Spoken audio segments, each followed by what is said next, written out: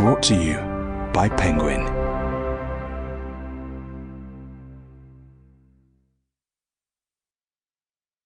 Glorious Rivals by Jennifer Lynn Barnes. Read by Anjali Kunapaneni, Christine Lakin, Zachary Webber, and Maxwell Hamilton. Chapter 1. Lyra.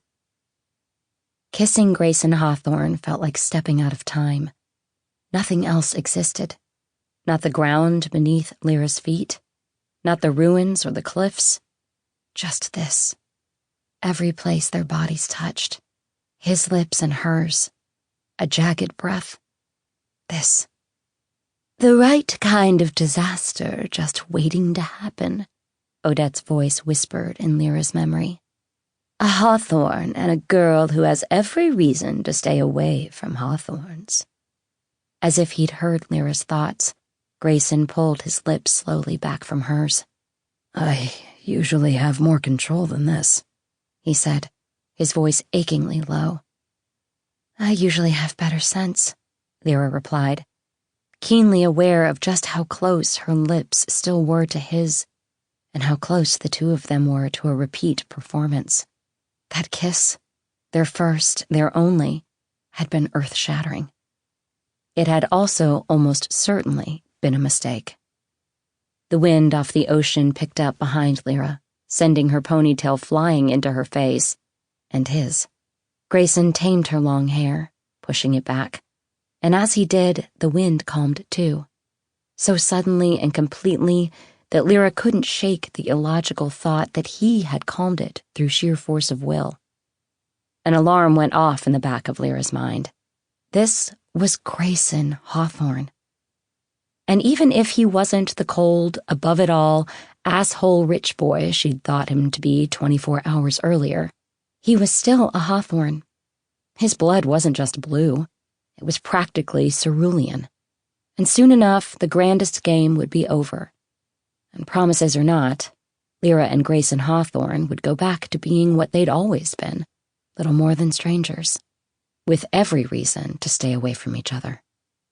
Neither one of you knows what you think you know.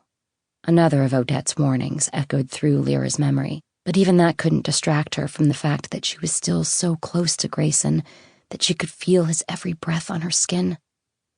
We should try to get some sleep before phase 2. Lyra said. The words came out throaty and low. She'd been aiming for practical. They'd been given 12 hours to recover from the first phase of the game. So far, Lyra hadn't managed anything resembling respite. We should, Grayson agreed. But instead of putting even a modicum of space between them, he brushed the knuckles of his right hand lightly over her cheek, stealing her next breath like a born thief. I meant what I said, Lyra. We'll figure this out. The game and all the rest. The rest. That was the understatement of the century. And even just thinking the words had others ringing through Lyra's mind. A Hawthorne did this. A Hawthorne. Omega. There are always 3. Lyra took a step back. Maybe with a little more distance, she'd be able to breathe, to think, to focus on what came next. The two of them were standing on what had once been the cliffside patio of a glorious mansion that was nothing but ruins now, a charred, invisible reminder of the way even the grandest things could be reduced to ashes. Someone sent me here. Lyra focused on that. Someone put me in this game, and whoever that person is, they know about my father. I'm someone's pawn. Lyra looked away from Grayson's pale and piercing eyes. Or a weapon. Or a bomb.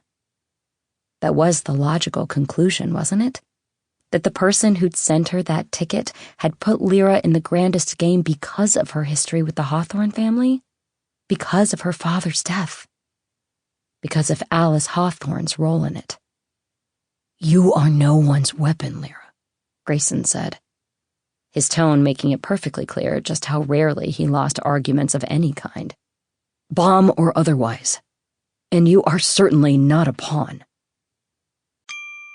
Sample complete. Ready to continue?